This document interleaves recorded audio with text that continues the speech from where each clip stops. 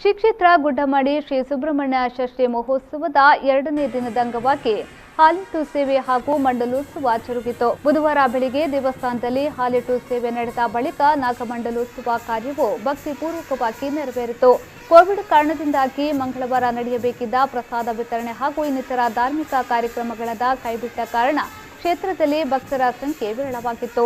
ಸರ್ಕಾರ ಹೊರಡಿಸಿರುವ ಮಾರ್ಗಸೂಚಿಗೆ ಅನುಗುಣವಾಗಿ ಸಾಮಾಜಿಕ ಅಂತರ, ಮಾಸ್ಕ್ ಧಾರಣೆಗೆ ಒತ್ತು ಕೊಟ್ಟು ಷಷ್ಠಿ ಮಹೋತ್ಸವ ನಡೆಸಲಾಗಿದೆ.